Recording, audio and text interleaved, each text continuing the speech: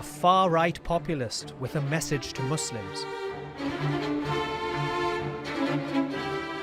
You are not welcome here. If a Dutch person driving in a car drives 5 miles too fast, he will be fined within a minute.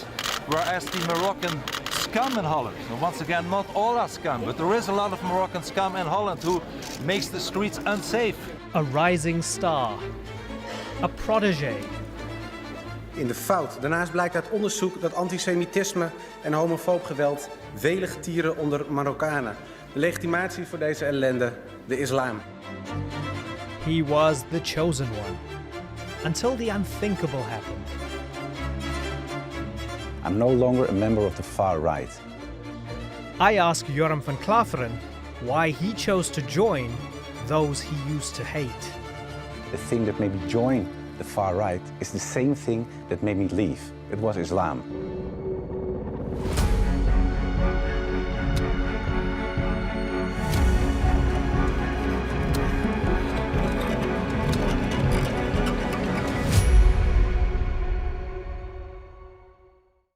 Joram van Klaveren, thanks for joining us on the interview. Thank you very much for the invitation. It's not too often that I get to speak to a former far-right MP from the Netherlands, somebody who wanted Islam banned from his own country, who then decides, I've changed my mind and I want to become a Muslim and I don't believe the things I used to believe and I repudiate my old beliefs. In the simplest way possible, how and why? Well, I was brought up in a pretty Protestant environment. A pretty traditional father, mother, brothers, a younger and older brother, sister, a cat. And it was pretty normal, except for the fact that we lived in Amsterdam. Amsterdam, of course, very liberal city, and we weren't that liberal, so it was kind of a thing. But I had a good youth, and but I was kind of a nerdy guy, so I read a lot of books. And the books that I read were almost always about religion. So I read a lot about, and we were from a Protestant environment, like I said, about Calvin, about Martin Luther, Zwingli, and those persons were very strong when it comes to their identity as not Catholic Christians. But they also had very strong feelings about Islam. So it influenced me as a youngster. And when I asked my parents, for example, or people from church, how do I have to see this? They said, well, Muslims are okay as persons, but the ideology, that's not our ideology. And my best friend's his father was a minister as well, and he was very strong about Islam as well. Strong in a negative sense? In a negative sense, yeah. But after I went to college, it was kind of remarkable because the first day I went to college, I went to Free University in Amsterdam, was September 11, 2001. So I already had this biased feelings towards Islam and Muslims. And then I saw these guys calling themselves Muslims flying into the World Trade Center. I thought, oh, these people are even more crazy than I already thought. And then a few years later was this famous filmmaker in the Netherlands, Theo van Gogh, and he was murdered. They shot him, tried to slit his throat, and he died in the streets. And it's not too far away from my old house in Amsterdam. So I thought, well, these people are really a danger for our society, so I have to do something. And what's the most effective thing to do if you want to protect the country against a global, yeah, like an evil ideology almost. That's how I perceived it. And I thought I have to go into politics because then you can be effective, you can change the law. And then I looked at what's the most anti-Islamic party in the Netherlands. And right after Theo van Gogh died, there was this party called the Freedom Party, and it just was just founded. So I wrote Geert Wilders a letter, a real letter. I didn't do too much with email back then. And he said, well, you're more than welcome. So that's in a way how it started. Geert Wilders was the leader, or is the leader of the party, and I'm guessing somebody you really looked up to. Did you learn a lot from him? In a political sense, I learned a lot of, yeah, true. Spoken to him? Have you spoken to him after you converted? No, I've just seen his reaction on television and I heard him say some things on radio. Yeah, well, the first thing, and I had to laugh about it because it really was the populist thing to say, because they asked him, and it was during a live show, so it was kind of strange for him as well, because it was all out in the news one day, and they asked him, well, what happened to Joram van Klaveren, your friend, your former right hand, etc., and he said, well, yeah, I cannot believe it. It's so strange. And then they said, what do you think? What do you think now? And he said, well, for me, it's like a vegetarian going to work in a slaughterhouse. So it was really populist, but in a way, it was kind of funny in a way, but it's sad as well. Is there more to him than, from the outside, we look at him in this very one-dimensional way as a bigot just wanting to keep Muslims and maybe by extension foreigners out of the Netherlands because he might be a white nationalist or an Islamophobe? Yeah. Is there more to that? Well, that's pretty much the core. So he really founded the organization on behalf of the cause of fighting Islam. So there's not a lot of people sometimes say to me, well, but they have some political standpoints when it comes to healthcare or the education system. But that's he always said inside that's to me it's not really relevant. I'm here to fight Islam. So that really is the core. And almost everything we talked about always had something to do with Islam. And if it didn't have something to do with Islam, they made it up. I ask you that, because I wonder about your own mentality back then. Was it a sense of you? Tell me, when you wanted Islam banned from the Netherlands, what were you thinking about? Were you thinking mosques? Were you thinking the Quran? Were you thinking these Moroccan and Turkish people? What was in your mind exactly when you were thinking, I don't want these people in my society, they are a threat and they are representative of an evil ideology? Yeah. Well, in Dutch we call it the zegenpralen. And it means like the flagships of Islam, if you translate it into English. And it's about the Quran, like you said, like mosques, like Islamic schools. All the things you can see, the outward things you see when it comes to Islam. The veil, for example, hijab, halal food, stuff like that we wanted to ban. And because it really was a secular party as well. So that was kind of, for me as a person, was something was a little bit difficult because I was brought up in a very Protestant way, and I was a believing Christian. So they weren't saying the Bible's better than the Quran, therefore. They were saying this thing inherently is evil. They were approaching it from a secular perspective. They were very much from a secular perspective, but as a person, I'm not. And I said, well, I don't care as long as we serve the same goal, and it was fighting Islam.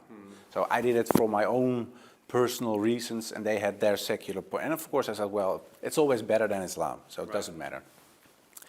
But like you said, it was about the outward things when it came to Islam. But in essence, of course, you wanted to fight Islam as an ideology, because of course it had to do with Muslims as well. But when you look at the programs and the talks we had inside of the party, it really was about the ideology. But later on in 2014, they changed a bit. They shifted, and then during a rally. In election time, he asked people in the rally, do you want more or less Moroccans in the Netherlands? And he said, what do you want? And they start shouting, less, less, less. And he said, well, I'll make that happen. But I wasn't there. I was in another rally, because in my own constituency, so to say. And somebody called me and said, what is this? Is it something new? I said, what? He said, look at the television. So I put on the television because I was looking at the polls. And I said, okay, that's something new. So I called him, what is this? So we got into this argument because I was the spokesperson on this topic of Islam in Parliament. And he didn't told me he was about to say that. So we got into this, like a fight. And I said, you have to change it a little bit or add something to it or whatever, because I'm the person to talk about it. And I don't really think that we want to get rid of all Moroccan people. Because that's a racist position, right? Yeah, it was more like the ethnic thing. I see. Yeah, racist, ethnic. And I thought, well, I really hated Islam, but it wasn't that I hated all Moroccan people or all Turkish people. Because, and a lot of people don't know that, there were also people with a Moroccan or Turkish background working for the Freedom Party. And of course they weren't Muslims, they were secular or they were from another religion. But I thought it was kind of a betrayal. And they said, well, that's collateral damage. And I thought, well, okay, that's not my That's cup politics, of tea. right? Yeah, that's politics. And politics is ugly. Yeah, it's really ugly. But I thought, well, that's not my cup of tea. So I said, well, we have to change it. Otherwise, I have to leave. So, well, you won't. But I left. And then I finally had the time to fulfill like a long-held desire. And I was writing an anti-Islam book because I wanted to explain why I thought that Islam was a danger. Not in a like the one-liner kind of style, like you do in politics, but really give people like an intellectual explanation of the position of the Freedom Party. And you wanted to be the reasonable guy within the far right to say, no, I'm not just a bigot for Yeah, racist at least reasons. that's what I thought. I have a theological approach to this and a philosophical approach to More this. philosophical, because most of the people in the Netherlands aren't religious anymore, because it's very secularized nowadays. But for me, I wanted to explain why our cultural heritage, like Christianity, was better than Islam. And I, of course, still believe in Christianity. But for a lot of people in the Netherlands, Christianity isn't so far away. Because, of course, when they see Christmas or when they hear a church bell or whatever, it's like part of the culture. So, and Islam isn't. For me, I could explain it from a Christian perspective without being very Christian. So that was what I wanted to do. And it's almost a tale as old as time itself, where you have Saint Paul on the road to Damascus persecuting Christians, has this moment and becomes a Christian. Omar ibn al-Khattab wanting to go and kill the Prophet and on the journey becoming a Muslim and converting. So did it feel like that to you, where you were hell-bent on doing this one thing and then whoosh, there's a change? Tell me about that change. Well, it wasn't like overnight. It took about 3 years, even more. Because while I was writing my anti-Islam book, I came across so much information. It was at odds with the things I thought I knew. But later on, I realized that the books that I read about Islam were, let's say 95% was written by non-Muslims. Non-Muslim people writing about Islam, whether it were people from the 16th, 17th, 18th century or people from nowadays. But of course that influenced your way of thinking, because the things they give to you when it comes to information is not the real deal, so to say. And in the end I got so much information that I thought, well, it's kind of messy right now, so I need someone to give me some concepts in a way to cope with the information I have. So I started writing all these authorities on religion, ministers, even rabbis, and also some sheikhs. And one of the sheikhs I wrote to was Abdul Hakim Murad from Cambridge University. And I thought, well, he will never write back, because when I wrote my letter, I put a little Wikipedia link in the end, because I sent him a mail, and I thought, well, of course, it said that I was anti-Islam, etc., etc. So I thought, the well, Crown Prince of Wilders. Yeah, and I thought, well, he will never answer, of course. And I wasn't that anti-Islam anymore, of course, because of what I saw. But I really wanted to have it correct. And I still didn't like Islam, by the way, but I wasn't so staunch anymore, so to say. But and I asked him a lot of questions, and I didn't get any answers. And it took about like 6 weeks. And one Saturday evening, I remember it was Saturday, I got this email. It was very extensive, and he started explaining. He gives me straight answers, this, and he said, well, perhaps if you reread all your old books again, so you're really anti-Islam guy, you have to promise that you read this article, this book, ask that person, etc. So you will see that where they wrote about certain topics of Islam, they took the wrong turn. They added some things that weren't there. They left some things behind, left things out that were there in the first place. And he said, and not always on purpose. Sometimes people really didn't know, or the translation, whatever.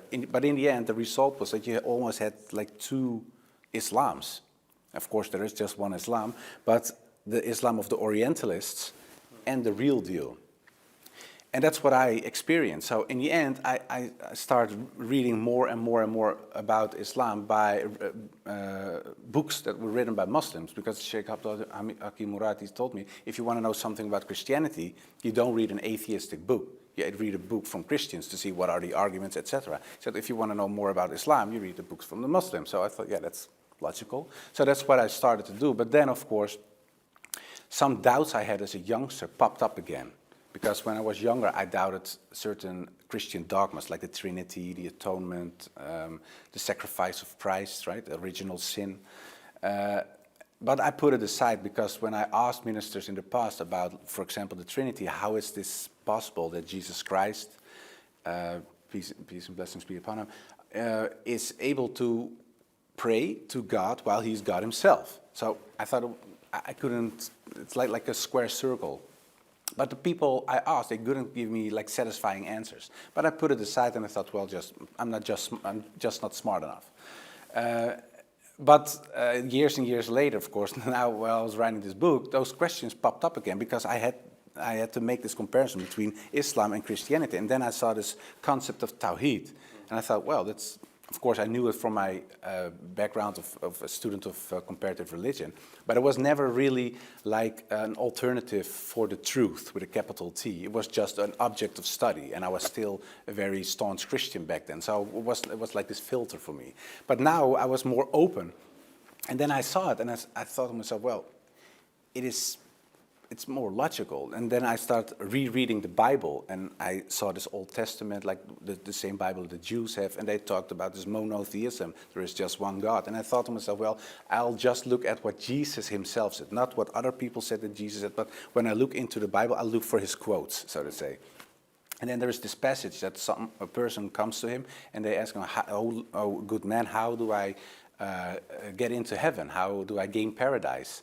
And he says there are two things. One, and then he says the Shema, and that means almost the Shahada of the Jews. He says, oh, Israel, here there's just one God. And I thought, well, he says there is just one God. And he said, treat your neighbor as you want to be treated yourself. But then I thought, well, if even Jesus talks about this one God, perhaps there is some truth in this Islamic concept as well. So that's how it started when it came to accepting real monotheism. But of course, I was very happy as a still anti-Islam figure that there was this distinction between me and the Muslims, and it was Prophet Muhammad, peace and blessings be upon him. So I thought, well, okay, that's the evil person here, like a crook, because that's what I thought when I was reading the old books from my youth, the Martin Luthers and stuff like that. They talked about him almost as the Antichrist. So that's the picture I had, and then I thought about all these terrorist attacks. I thought, oh yeah, they're doing what he said. But when I was reading the books from the Muslims, and I read the Sirat, and I read a book from Martin Links, it's about Prophet Muhammad, based on the earliest sources. Then I all of a sudden saw him as a father, and I saw him as a friend, and as a teacher, and as a statesman, and I thought, well, it's an impressive man. Whether I like him or not, he did something special. And then I came across the story of Hind. And Hind, of course, you know the story perhaps much better than I do. But she was the wife of Abu Sufyan. And Abu Sufyan was the enemy of Islam, of the Prophet, of course. And they gave money in the end to kill his favorite uncle, Hamza, on the battlefield. And they walked around after they cut off his ears and nose. So I thought, okay, it was very horrible. And years and years and years later, Muhammad came into power in Mecca, but Hind was still there. So while I was reading the books, okay, now she gets crucified, now she gets killed. But then all of a sudden, people... You were waiting for that moment. Yeah, I was really waiting for, okay, how does she die?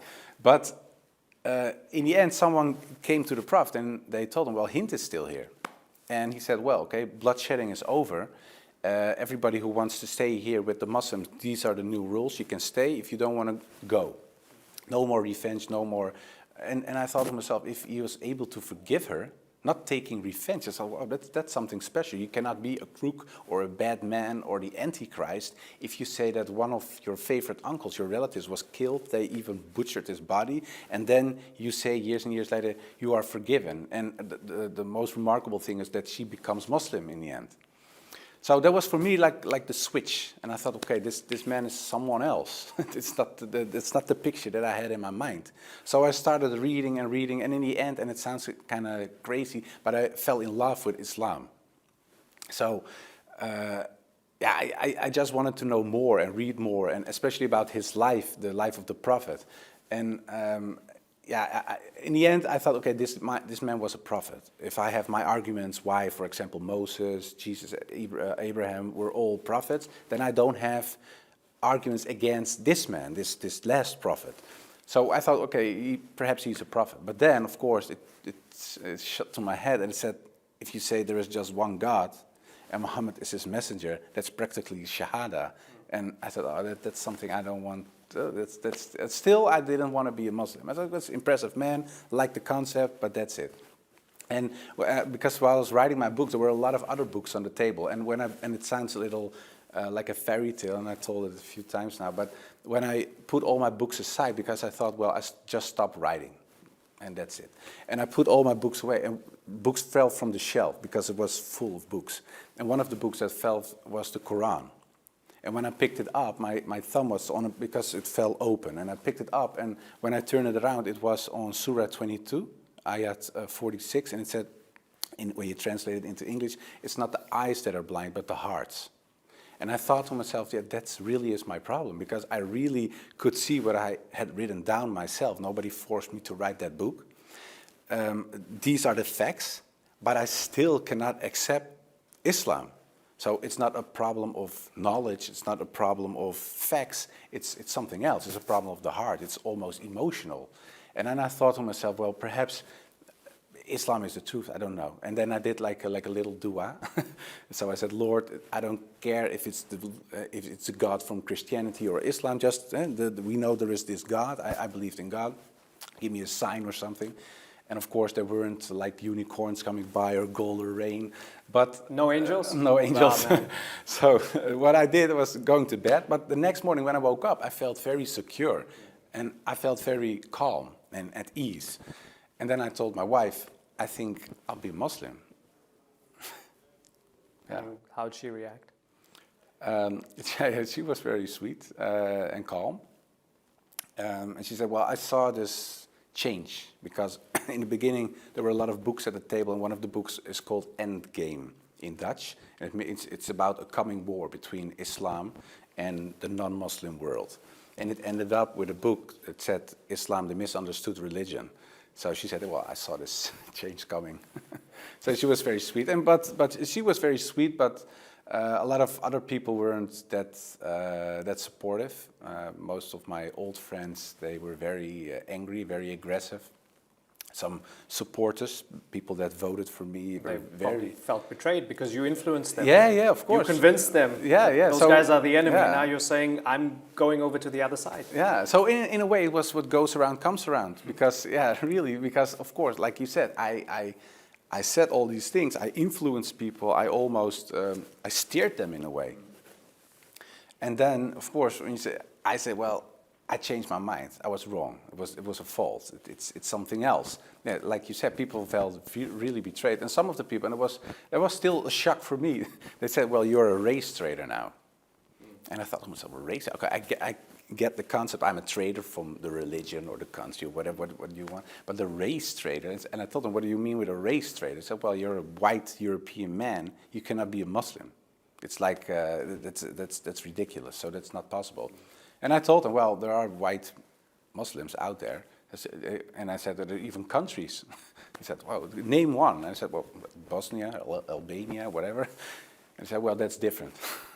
But of course, it's not a logical reaction, but it was something that people really felt. And then you see there is this historical bias against Islam. Because as Europeans, and Abdul Hakim Murad wrote a really beautiful book. It's called Traveling Home. It's his latest book.